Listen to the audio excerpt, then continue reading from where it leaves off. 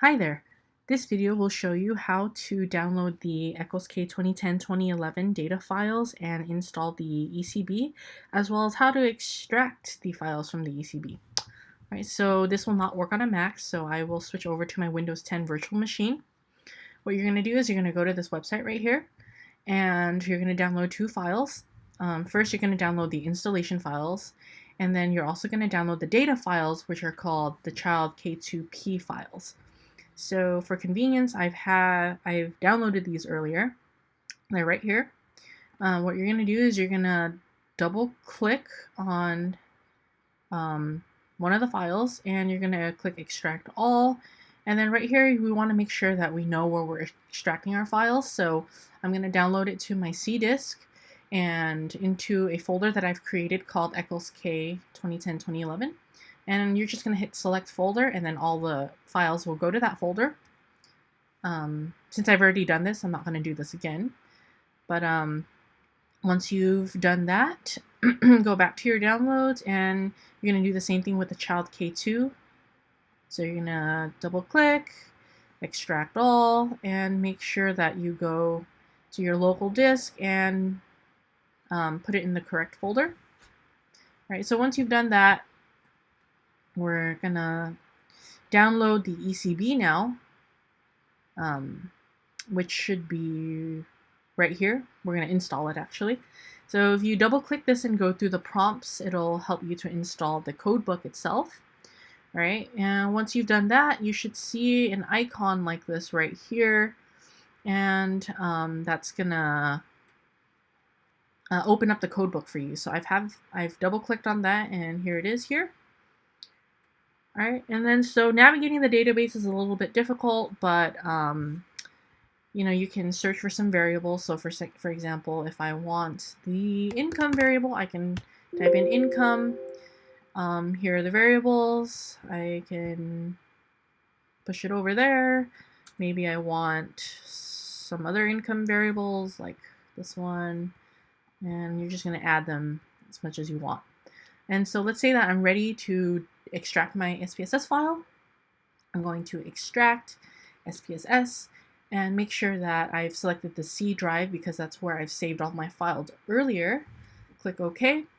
And so this is the SPS file, which is your syntax file. Let's give it a name. I'll call it 6 since I have all these numbers right here already. And what we want to do is actually make sure that it's in the folder where you saved all of your ECLS-K files. So that would be your local disk, 2010-2011, and 6, and click Save. And now it's asking us, where do you want to save your data file? Again, let's save it in a place that we know, which is the local disk, ECLS-K 2010-2011, and I'll save it under the name 6. All right, now click Save. All right, so now what we need to do is go into SPSS and actually run the syntax. So if you remember where we saved it, we've saved it at ECLS-K 2010-2011 under my C drive. And here's the syntax file. I'm going to double click that, and it's going to open.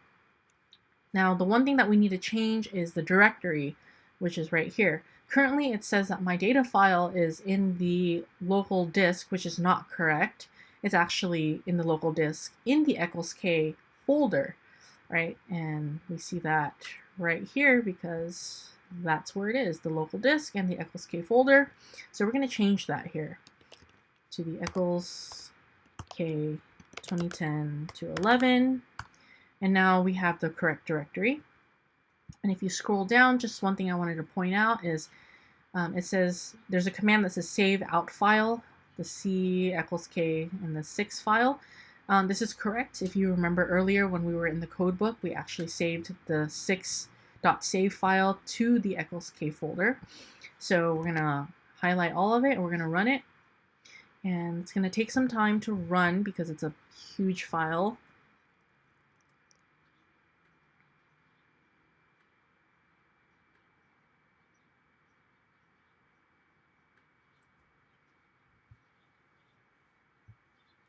All right, and then so it looks like that's done. And here it is. Here's our data file.